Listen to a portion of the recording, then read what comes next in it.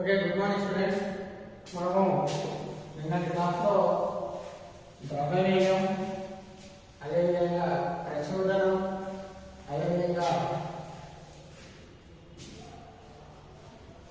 ద్రవ్యవేగ వ్యత్యాస నిర్ణయం గురించి తెలుసుకున్నాం కదా. ఓకే, సో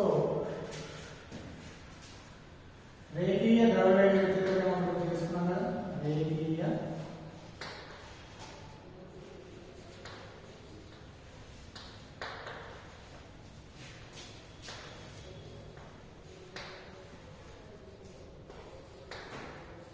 అంటే అదే మనం రేఖీయ ద్రవ్యవేగ వ్యత్యాసం గురించి మనం తెలుసుకున్నాం కదా. రేఖీయ ద్రవ్యవేగం అంటే ఏమని చెప్తున్నాము? ఒక వస్తువు లేదా ఒక వ్యవస్థపై ఏం చేస్తున్నాము?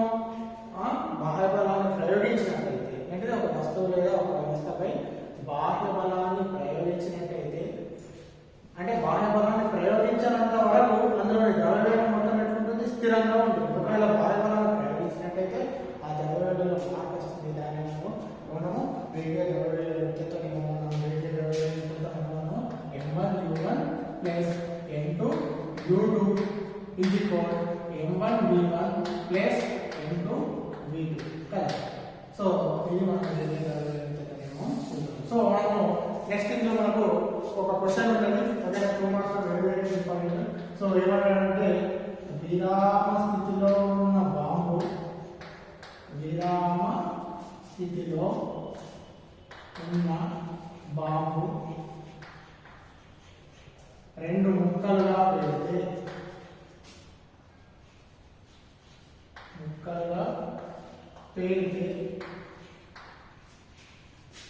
అవి వ్యతిరేక దిశలో చలిస్తాయి. ఎందుకు? అవి వ్యతిరేక దిశలో చలిస్తాయి ఎందుకు అనేది మన టాపిక్ కదా. సో విరామ స్థితిలో ఉన్న బాంబు ఏంటంటే రెండు ముక్కలుగా పేలిందనుకో అది ఎట్లయితే వ్యతిరేక దిశలో చలిస్తాయి. ఎందుకు? ఆల్రెడీ మనం చెప్పుకున్నాం కదా. సో ఇది కూడా మనకు ఈ విరామ స్థితిలో ఉన్న బాంబు రెండు ముక్కలుగా పేలిందంటే ఒక ముక్క ఎటు పడితే ఇంకో ముక్క దానికి వ్యతిరేక దిశలో పడుతుంది. ఎందుకు అనేది మనకు క్వశ్చన్ పాయింట్ అనేది ఉంటుంది. 2 మార్క్స్ మనం చాలా సార్లు క్వశ్చన్.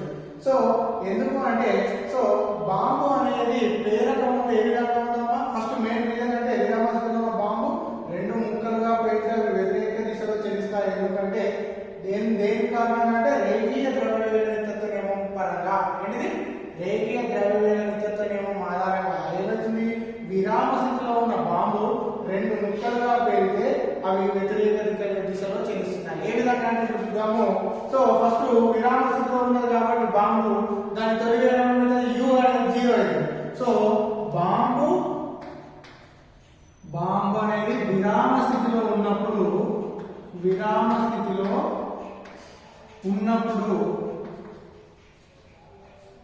దాని తొలి వేగం అంటే ఏమని చేస్తున్నాము? U కదా. తొలి వేగము U ఈక్వల్ టు 0. ఓకే, ఇప్పుడు చూడండి రేఖీయ ద్రవ్యవేగ నిత్యత్వ నియమం నుండి మనకి ఏమొచ్చుకుంటాము?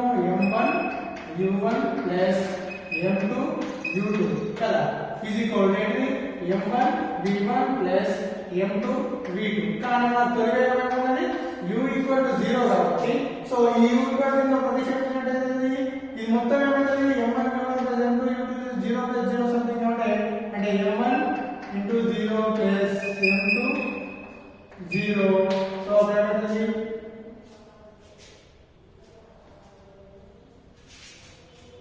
సో ఇది M1 V1 plus M2 V2 0 plus 0 something అంటే మొత్తం 0 అవుతుంది. M1 V1 plus M2 V2 equal to 0. చూడండి, so M1 V1 equal to minus M2 V2. So ఇక్కడ మైనస్ అనేది ఏం తెలియజేస్తుందమ్మా అంటే ఇక్కడ మైనస్ అనేది రుణ గుర్తు వ్యతిరేకతను తెలియజేస్తుంది. ఇక్కడ ఏంటిది? ఇక్కడ రుణ గుర్తు అనేది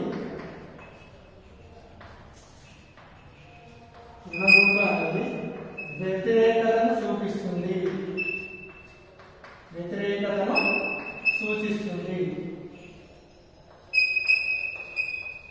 సో అందుకే మనకు విరామ స్థితిలో ఉన్న బాంబు ఒక్కసారిగా విస్ఫోటనం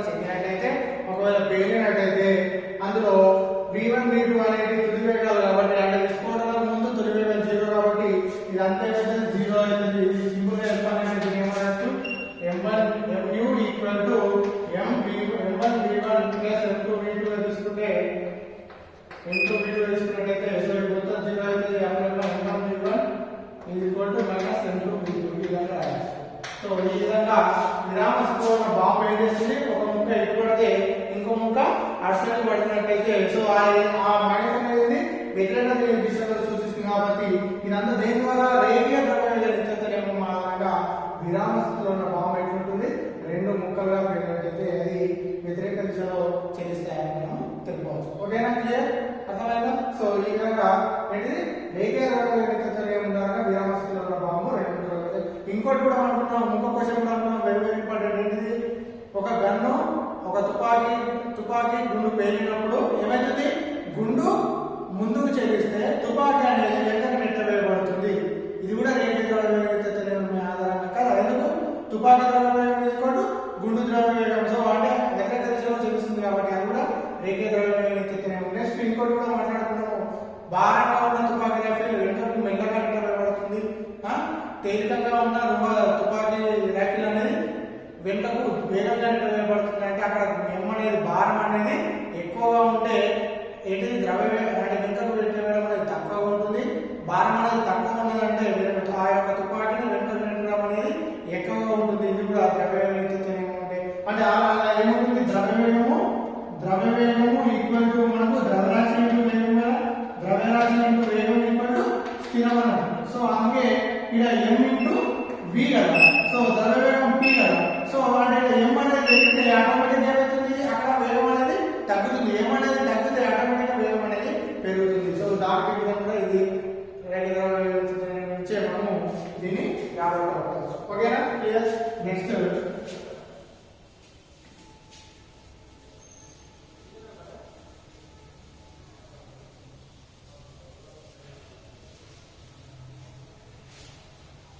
చూడండి, ఘర్షణ గుణకం విలువ 1 కంటే ఎక్కువగా ఉంటుందా అనేది మనం ఘర్షణ గుణకం విలువ 1 కంటే ఎక్కువగా ఉంటుందా.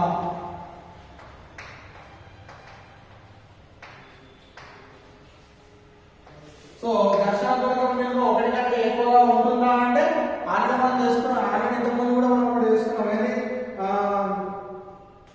వస్తువు యొక్క భారం పెరిగినట్లయితే ఘర్షణ గుణకం మారుతుందా అంటే మారదు అని చెప్తున్నాం కదా. ఎందుకంటే F ప్రపోర్షనల్ టు n కదా, U equal F by n అని మనం తెలుసుకున్నాం కదా. సో ఇక్కడ ఘర్షణ గుణకం విలువ 1 కంటే ఎక్కువగా ఉంటుందా అంటే మనకు ఘర్షణ గుణకం విలువ 1 కంటే ఎక్కువగా ఉంటుందా అంటే అవును ఉంటుంది. ఓకేనా, కానీ ఇది ఎక్కువ సందర్భంలో 1 కంటే తక్కువగానే ఉంటుంది. కానీ ఏ సందర్భంలో, కొన్ని ప్రత్యేక సందర్భంలో మాత్రమే ఘర్షణ గుణకం అనేది 1 కంటే ఎక్కువగా ఉంటుంది. ఎప్పుడు, కొన్ని ప్రత్యేక సందర్భాలలో ఘర్షణ గుణకం విలువ ఏంటిది 1 కంటే ఎక్కువగా ఉంటుందా అంటే ఉంటుంది.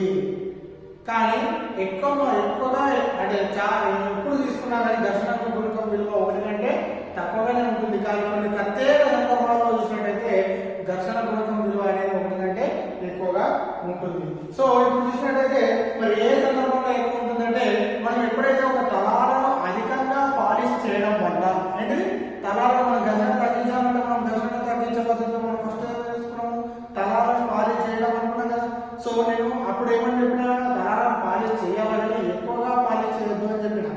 ఘర్షణ తగ్గించడానికి తలాలను పాలిష్ చేయాలి, కానీ ఎక్కువగా పాలిష్ చేయాలి. సో ఎక్కువ పాలిష్ చేసేది ఏమైందంటే ఇక్కడ చూడండి, ఒకవేళ తలాలను పాలిష్ ఎక్కువగా చేయడం వల్ల ఆ తలాలపై ఉండే అణువులు ఆకర్షణ బలం పెరిగి, సో అక్కడ ఏమవుతుంది, ఘర్షణ గుణకం విలువ 1 కంటే ఎక్కువగా ఉంటుంది. ఏమవుతుంది, తలాలను పాలిష్ చేయడం వల్ల ఏం చేస్తున్నాము, తలాలను ఎందుకు ఘర్షణ గుణకం విలువ 1 కంటే ఎక్కువ ఏ సందర్భంలో ఉంటుందంటే, అంటే కొన్ని ప్రత్యేక సందర్భాలు చెప్పినా అన్న ఒక సందర్భం ఏంటంటే తలాలను ఎక్కువగా పాలిష్ చేయడం వల్ల ఏమవుతుంది, అక్కడ ఏమవుతుంది, అక్కడ ఉన్న ఆ తలాల పైన ఉన్న అణువులు అణువుల మధ్య ఆకర్షణ బలం పెరిగి అక్కడ ఏమవుతుంది, ఘర్షణ గుణకం విలువ అనేది 1 కంటే ఎక్కువగా మారడం జరుగుతుంది. సో ఇప్పుడు ఏ సందర్భంలో తలాలను ఎక్కువగా పాలిష్ చేసినప్పుడు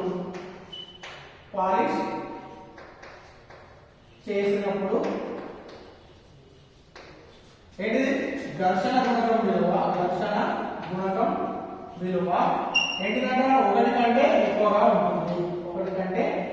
ఎక్కువగా ఉంటుంది. ఓకేనా? ఎప్పుడు ఎక్కువ ఉంటుంది? పలారం పాలిష్ చేసినప్పుడు ఘర్షణ గుణకం అనేది ఎందుకు ఎక్కువ ఉంటుంది? అందులో ఉన్న అణువులు ఆకర్షణ బలాల వల్ల దాని యొక్క ఘర్షణ గుణకం విలువ అనేది 1 కంటే ఎక్కువగా ఉంటుంది. కొన్ని ప్రత్యేక సందర్భాల్లో మాత్రమే ఘర్షణ గుణకం 1 కంటే ఎక్కువ ఉంటుంది. ఆ సందర్భంలో ఒక సందర్భాన్ని తీసుకున్నట్టయితే తలాలను పాలిష్ చేసినప్పుడు అందులో అణువులో ఆకర్షణ బలాలు పెరిగి ఘర్షణ గుణకం పెరిగి ఘర్షణ గుణకం పెరుగుతుంది. కానీ ఎక్కువ మొత్తాల్లో మాత్రం ఘర్షణ గుణకం ఎప్పుడు ఏ సందర్భంలో చూసినా ఘర్షణ గుణకం విలువ 1 కంటే తక్కువగా ఉంటుంది. కానీ కొన్ని ప్రత్యేక సందర్భాల్లో ఘర్షణ గుణకం 1 కంటే ఎక్కువగా ఉంటుంది. మనకి కూడా మన 2 మార్క్స్ లో చాలా సార్లు క్వశ్చన్. సో ఘర్షణ గుణకం విలువ 1 కంటే ఎక్కువగా ఉంటుందా అంటే 1 కంటే ఎక్కువగా ఉంటుంది. అవును అంటే ఫస్ట్ ఆన్సర్ కూడా అవును అని చెప్పేసి తర్వాత దానికి ఏ సందర్భంలో మనకు ఘర్షణ గుణకం విలువ 1 కంటే ఎక్కువ ఉంటుందో మనం చెప్పాలి. ఓకేనా? క్లియర్? ఈ విధంగా ఘర్షణ గుణకం విలువ 1 కంటే ఎక్కువగా ఉంటుంది. ఓకేనా? నెక్స్ట్ ఇంట్లో మనకు కొన్ని 2 ప్రాబ్లమ్స్ చూద్దాం. సో ఆ ప్రాబ్లమ్స్ మనకు చేద్దాం. ఓకేనా? ఆ ప్రాబ్లమ్స్ చూసి వాటిని సాల్వ్ చేద్దాం. ఓకేనా?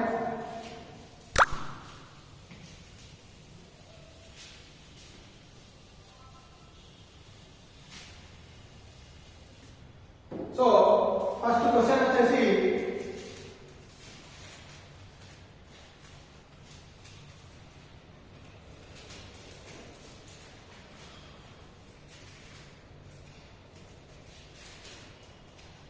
ఒక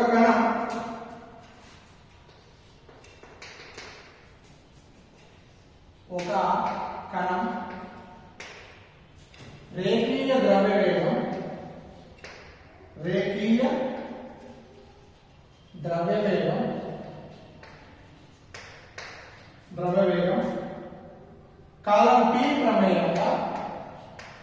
కాలం T ప్రమేయంగా P is equal A plus BBT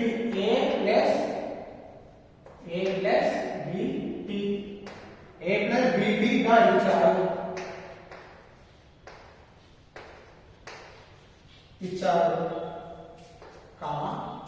A, B లు ధనాత్మక స్థిరాంకాలు అయితే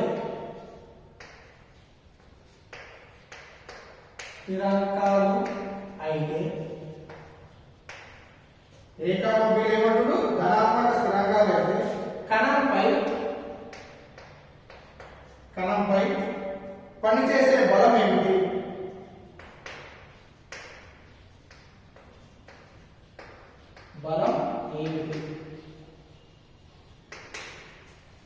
ఓకే? సో మనం చూడండి, ఒక కణం రేఖీయ ద్రవ్యవేగం అంటే కాలం T ప్రమేయంగా ఏమి ఇచ్చిండు అంటే ద్రవ్యవేగం ఇచ్చిండు. సో క్వశ్చన్ చూడండి, ద్రవ్య వేగము ఏమి ఇచ్చిండు? P ఈక్వల్ ఇచ్చిండు A ప్లస్ BT ఇగా ఇచ్చిండు. సో ఇది కాలం ప్రమేయం ఇచ్చిండు. సో ఏ ఇందులో ఏమంటాడు? ఏ బిలు ధనాత్మకం అంటాడు. ఏమంటాడు? ఏ బిలు ఏమంటాడు?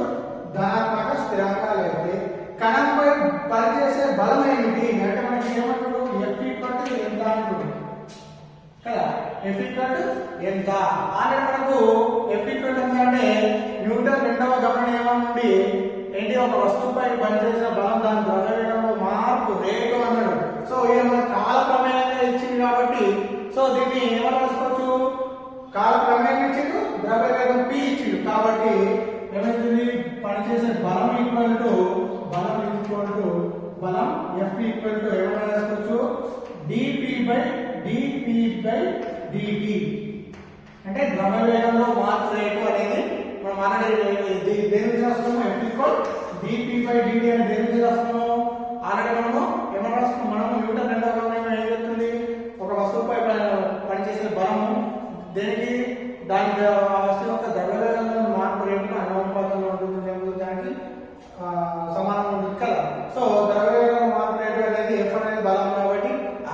సమీకరణంలో నుంచి రాసుకుంటాం dp/dt.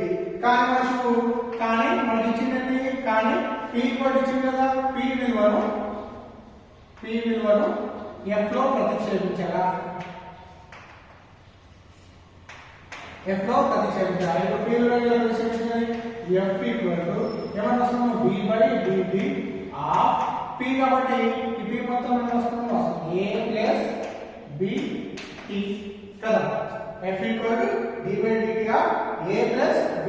సో అప్పుడు f so d/dt of a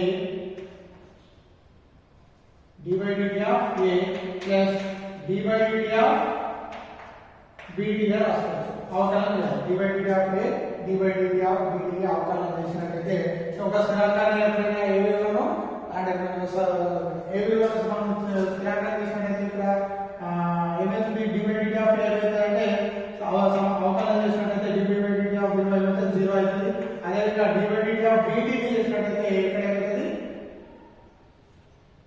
d/dt of bt అవకలనం చేసినట్లయితే ఏమవుతుంది b విలువ వస్తుంది. అంటే b అనేది రాదు. అంటే దీన్ని అవకలనం చేస్తే a అవకలనం చేస్తే 0 అవుతుంది. అదేవిధంగా d/dt ఆఫ్ bt ని అవకలనం చేసినట్లయితే b విలువ వస్తుంది. అప్పుడు b అంటే అక్కడ ఏమవుతుంది అయితే కణంపై పనిచేసే బలం ఏంటంటే కణంపై పనిచేసే బలం ఏమవుతుంది b అనేది అవుతుంది. సో దేనిలో కణంపై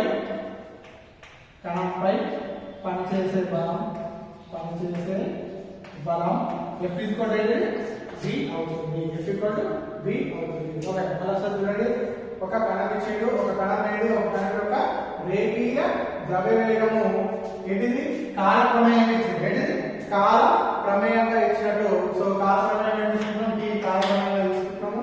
సో అప్పుడు ద్రవ్యవేగం ఇచ్చిండు p a ప్లస్ bt గా ఇచ్చిండు. సో p a అంటే ద్రవ్యవేగం p a ప్లస్ bt ఇచ్చిండు. సో ఇక్కడ ఏది ఏమంటుందో ధనాత్మకం అంటుండు. ధనాత్మక స్థిరాంకాలు అయితే ఈ కణం పైన పనిచేసే బలం ఏమిటి అంటే ఆ కణం పైన పనిచేసే బలం మనం తీసుకోవాలి. కాబట్టి బలం ఫిజికల్ ఫార్ములా dp/dt. ఓకేనా. సో కానీ dp/dt ఏం తీసుకుంటున్నామంటే కాల ప్రమేయం ఇచ్చింది కాబట్టి dp/dt తీసుకుంటున్నాం. అదే కానీ p విలువ మనకు సో p విలువ మనకు తెలుసు కాబట్టి p విలువ ఏం చేస్తున్నాం f లో ప్రతిక్షేపించినట్లయితే f dp/dt కాబట్టి dp/dt p అంటే a ప్లస్ bt. సో ఇది రెండింటి మధ్య కాబట్టి d/dt of a plus d/dt of bt తీసుకున్నట్లయితే సో d/dt ఆఫ్ a అవుతుంది. దీని యొక్క అవకలనం అనేది 0 అవుతుంది. అదేవిధంగా d/dt ఆఫ్ అవకలనం అనేది b అనేది d/dt ఆఫ్ bt యొక్క అవకలనం అనేది b అవుతుంది. సో కణంపై పనిచేసే బలం చేస్తూ ఏమవుతుంది b అవుతుంది. ఈ విధంగా మనం ఒక ప్రాబ్లం చూడవచ్చు. ఓకేనా. నెక్స్ట్ మనము ఇంకొక ప్రాబ్లం చూద్దాం.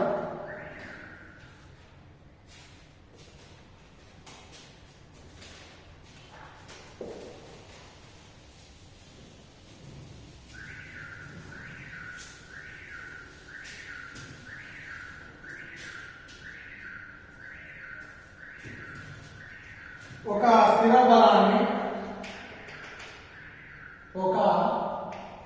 స్థిర బలాన్ని 3 కిలోగ్రాముల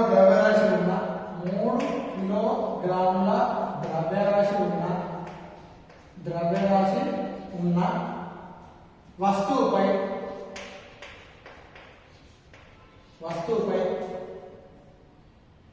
25 సెకన్లు కాలం పాటు ప్రయోగిస్తే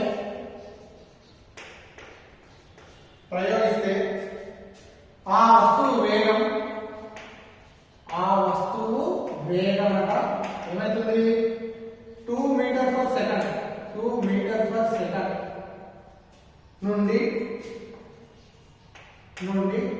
ఏమంటున్నావు 3.5 మీటర్స్ పర్ సెకండ్ కు మారింది. వస్తువు వేగ దిశలో ఎలాంటి మార్పు లేదు. సో వస్తువు వేగ దిశలో ఎలాంటి మార్పు లేదు. సో వేగంలో మార్పు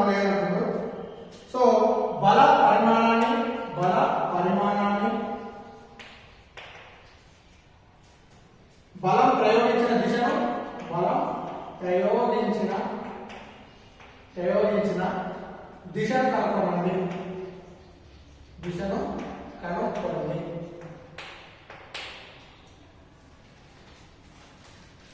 సో మనకేం చేసిందో ఒక స్థిర బలాన్ని ఉపయోగిస్తున్నట్టు దేనిపై 3 కిలోగ్రాముల ద్రవ్యరాశి ఉన్న వస్తువుపై బలాన్ని ప్రయోగిస్తున్నాడు. ఓకేనా? అప్పుడు వస్తువు 25 సెకండ్ల పాటు 25 సెకండ్ల కాలంలో ఏమైంది ప్రయోగిస్తే వస్తువు యొక్క వేగం ఎక్కడి నుంచి ఎక్కడ చేంజ్ అయిందంట? 2 మీటర్ పర్ సెకండ్ నుండి 3.5 మీటర్ పర్ సెకండ్ అనేది మారడం జరిగింది. అప్పుడు వస్తువు వేగ దిశలో ఎలాంటి మార్పు లేదని వాడు ఇచ్చింది. నెక్స్ట్ ఏమనుకున్నాము? బల పరిమాణాన్ని బల దిశ కనుగొనంటే ఎఫ్ ను అంటే అక్కడ ప్రయోగించిన బలాన్ని కనుగొనమంటారు కదా. సో ఫస్ట్ మనము ఏమొచ్చిండు? ద్రవ్యరాశి ఇచ్చిండు. ఏమొచ్చిండు? ద్రవ్యరాశి ఏమిచ్చిందమ్మా? ఎం ఈక్వల్ ఎంత ఇచ్చిండు? 3 కిలోగ్రామ్స్ ఇచ్చిండు. ద్రవ్యరాశి ఇచ్చిండు. ఓకేనా?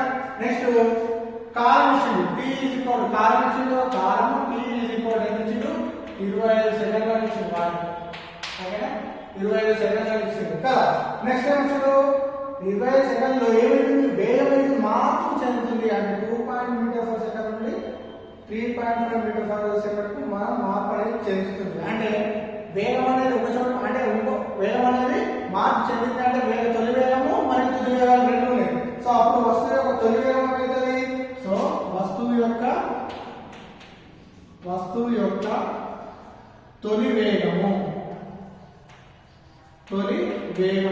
u ఈక్వల్ ఎంత ఇచ్చిండు? 2 మీటర్ పర్ సెకండ్.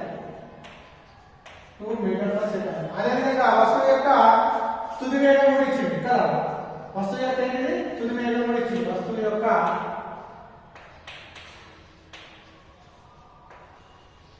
తుది వేగము ఏమిచ్చిండు? v ఈక్వల్ ఎంత ఇచ్చిండు? 3.5 మీటర్స్ పర్ సెకండ్. సో మనకి ఏం కనుక్కోమన్నాడు? బలము మరియు బల పరిమాణం మరియు బలము అంటే మనకి ఏం కనుక్కోమన్నాడు? బలం కనుక్కోమన్నాడు. బలము F ఈక్వల్ ఎంత అంటే ఇక్కడ నుండి మన ఫార్ములా ఉంది. F ఈక్వల్ మనకు ఏం ఫార్ములా ఉంది? MA అనే ఫార్ములా ఉందా లేదా? కదా. F equal MA. కానీ A అంటే మనకి ఏం తెలుసు? V - U/T అని కూడా తెలుసు కదా. ఇప్పుడు ఈ A ఎలా ప్రతిక్షేపించింది? సో ఈ రెండింటిని చూసినట్లయితే F ఈక్వల్ ఏమవుతుంది? M. A అంటే ఏంటిది? V - U/T. ఇక రాసుకోవచ్చు కదా. F ఈక్వల్ అనేది V - U/T. సో ఈ సూత్రంలో పై విలువలను ప్రతిక్షేపించగా ఏమిటి? పైన M అంటే ద్రవ్యరాశి ఇచ్చిండు, V అంటే తుది వేగం ఉంది, U అంటే తొలి వేగం ఉంది, T అంటే 20 సెకండ్లు ఉంది.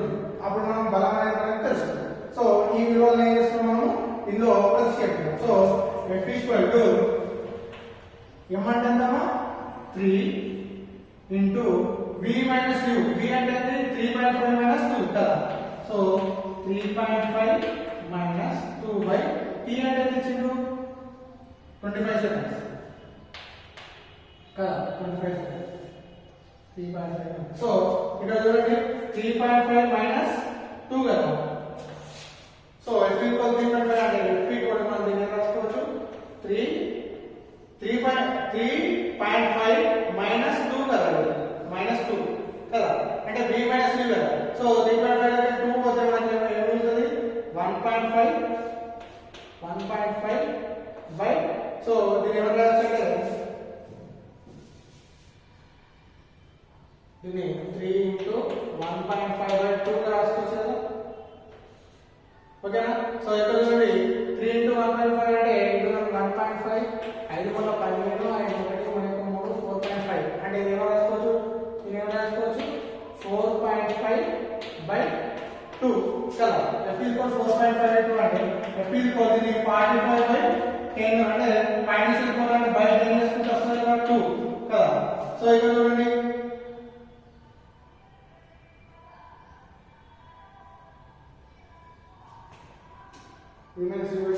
సో 5 2 10 5 30 5 40 5 40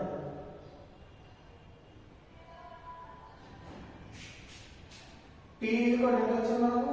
25. సారీ 2 కాదు 25. T ఈక్వల్ ఎంత మనకు? 25 కాబట్టి ఇక్కడ కూడా 25 ఇక్కడ కూడా 25.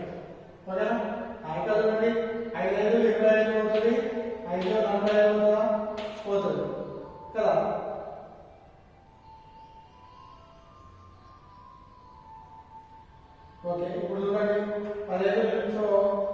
దీని ఏమో రాసుకో అదే ఓకే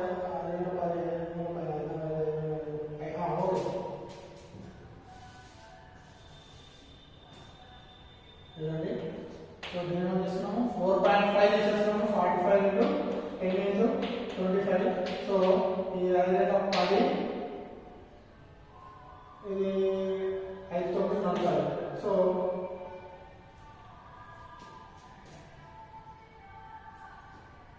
25 ఇంటూ 10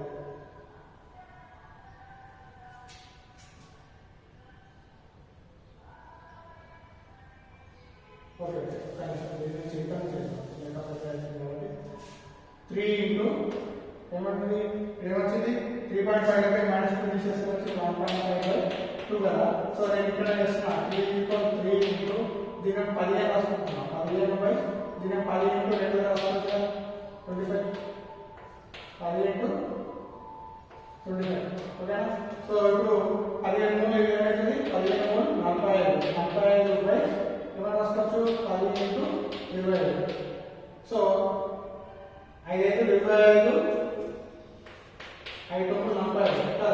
సో 15 50 సో ఏమవుతుంది 9/50 అవుతుంది. సో దీని ఎంత వస్తుందంటే 0.18 న్యూటన్. సో బలాన్ని ఎంత చేస్తాము న్యూటన్లతో చూస్తాం కాబట్టి 0.8 న్యూటన్. సో ఇప్పుడు చూడండి అంటే వాడు ఇచ్చిండు ద్రవ్యరాశి ఇచ్చిండు కాలం ఇచ్చిండు అదేవిధంగా u ఇచ్చిండు v ఇచ్చిండు కాబట్టి f అనేది కనుక్కున్నాడు కాబట్టి మన సూత్రం అనేది f ma కాబట్టి a v - u/t కాబట్టి ఈ మొత్తం మీద ప్రతిక్షేపించినట్లయితే 3 × 3.5 - 2/25 కదా. కానీ 3 ఇంతకి 3.5 చేస్తే 1.5/2 ఈ పాయింట్ తీసుకోవాలంటే బై 10 చేసినట్లయితే ఏమవుతుంది. సో దీని వల్ల 3 × 15 చేస్తే 15 45 10 × 25 సో 5 20 5 45 మన 10 × 5 50 9/50 ఎంత వస్తుంది 0.18 వస్తుంది.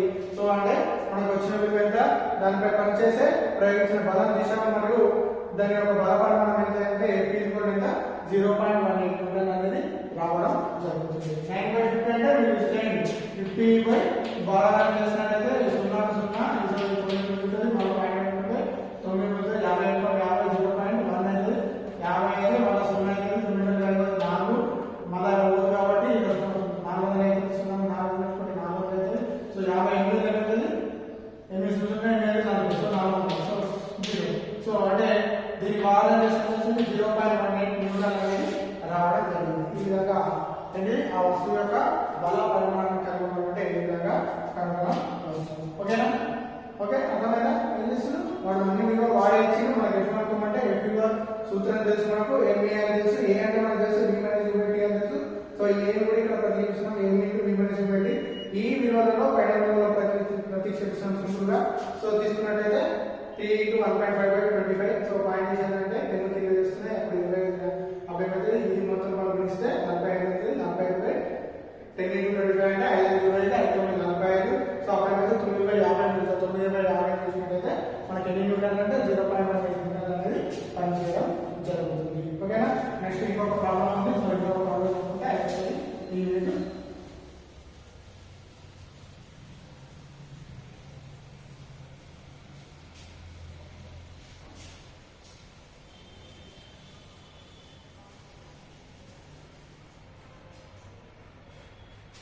నెక్స్ట్ ప్రాబ్లం వచ్చేసి 10 కిలోగ్రాముల ద్రవ్యరాశి ఉన్న 10 కిలోగ్రాముల ద్రవ్యరాశి ఉన్న వస్తువు వేగంతో 2 మీటర్/సెకండ్ మార్పు కలిగించడానికి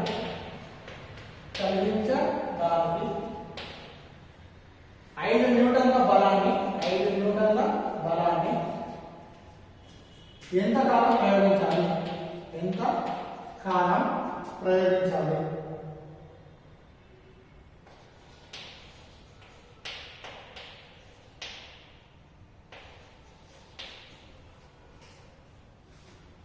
చూడండి 10 కిలోగ్రాముల ద్రవ్యరాశి ఉన్న వస్తువు వేగం ఎంతుందట 2 మీటర్/సెకండ్ మార్పు అన్నాడు. మార్పు అంటే రెండు వేగాలు అన్నట్టే ఒకవేళ ఓన్లీ వేగం అంటే ఒక వేగం ఇచ్చినట్టు, మార్పు అంటే రెండు వేగాలు అన్నట్టు. సో 2 మీటర్స్ పర్ సెకండ్ మార్పు కలిగించడానికి ఎంత బలం ఉపయోగిస్తుందంటే 5 న్యూటన్ల బలాన్ని ప్రయోగిస్తుంది. అయితే 5 న్యూటన్ల బలాన్ని ఎంత కాలంలో ప్రయోగించాలి అంటే ఆ మార్పు కలిగించడానికి 5 న్యూటన్ల బలాన్ని ఎంత కాలంలో ప్రయోగించాలంటే మనకు కాలం అడుగుతుంది, అంటే ఎంత సమయం పడుతుంది అని అడుగుతుంది. అంటే t ఎంత అని అడుగుతుంది, t ఎంత అని అడుగుతుంది. సో మనకి ఇచ్చింది m ఇచ్చింది 10 కిలోగ్రాములు. సో ద్రవ్యరాశి m ఎంత ఇచ్చిండు 10 కిలోగ్రాములు ఇచ్చిండు.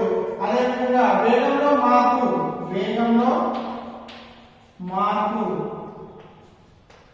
అంటే v మైనస్ u ఇచ్చింది. v మైనస్ u ఎంత ఇచ్చిండు 2 మీటర్ పర్ సెకండ్ ఇచ్చింది కదా.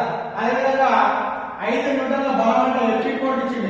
F ఎంత ఇచ్చిండు 5 న్యూటన్ల బలం అయితే T ఎంత అంటున్నాడు. సో మనకు T ఎంత అంటే మనకు ఆల్రెడీ సూత్రం ఉంది, ఏముంది F mA సూత్రం ఉందా, F mA సూత్రంలో పై విలువలను ప్రతిక్షేపించగా కదా. సో కానీ మనకి ఏ అంటే మనకి తెలుసు v minus u by t అని తెలుసు కదా. కాబట్టి దాన్ని ప్రతిక్షేపిస్తే F m into v minus u by t కదా. సో ఇప్పుడు ఈ సూత్రంలో ఈ విలువలను ప్రతిక్షేపించాలి. సో F m అంటే ఎంత 10 ఓకేనా. v మైనస్ u అంటే ఇచ్చిండు 2 ఇచ్చిండు కదా. 2 బై t అంటే ఇచ్చిండు t మనకు తెలియదు కదా, t మనకు తెలియదు. సో F కానీ F అంటే మనకి ఎంత ఇచ్చిండు 5 న్యూటన్లు కదా, F అంటే 5 కదా. So F 5. సో మనకి ఏం కావాలి ఇప్పుడు 5 10 రెట్ల 20 బై t. మనకు కావాల్సింది t కదా. సో అప్పుడు ఏం చేద్దాం, t ని అటు పంపేయండి, 5 ని తీసుకురండి. అప్పుడు t ఏమవుతుందంటే కదా 20/5. సో 5 యొక్క 5 4 50 అంటే t ఈక్వల్ యొక్క 4 సెకండ్లు పడుతుంది. అంటే 5 న్యూటన్ల బలం ప్రయోగించడానికి ఎన్ని సెకండ్లు 5 న్యూటన్ల బలము ప్రయోగించడానికి ఎంత కాలం పడుతుంది, ఎంత కాలం ప్రయోగించాలంటే 4 సెకండ్ల కాలం ప్రయోగించాలి. అంటే సో మన 10 కిలోగ్రాముల ద్రవ్యరాశి వస్తువు ఎంత 2 వేగంలో మార్పు అవుతుంది. 2 మీటర్ పర్ సెకండ్ మార్పు ఉంటే మార్పు కలిగించడానికి ఎంత బలాన్ని ప్రయోగించాలనుకుంటున్నాడు 5 న్యూటన్ల బలాన్ని ఎంత కాలంలో ప్రయోగించాలి అంటే వాడే ఆ బలాన్ని ఎంత కాలంలో అంటే ఈ t అనేది ఎంత సమయం పడుతుంది 5 న్యూటన్ల బలం కలిగిస్తే ఆ 2 మీటర్ల సెకండ్ల మార్పు కలుగుతుందట. సో అప్పుడు ఎంత కాలం ప్రయోగించాలంటే 4 సెకండ్ల కాలం 4 సెకండ్ల పాటు టైం అనేది పడుతుంది. ఏ విధంగా అంటే మనకు అన్ని ఇచ్చిండు, ఎన్ని ఇచ్చిండు, వేగంలో మార్పు ఏ ఇచ్చిండు కదా. సో అదేవిధంగా F ఇచ్చిండు, ఈ విధంగా T ఇచ్చినట్లయితే ఈ విధానం ప్రతిక్షేపించినట్లయితే మనకు A మైనస్ 2 F అంటే 5 న్యూటన్ల బలం, M అంటే 10, v మైనస్ 2 బై t అంటే 10 అంటే 20 బై t అంటే ఈ t కావాలంటే దీనికి తీసుకురండి 5 అంటే t 2/5.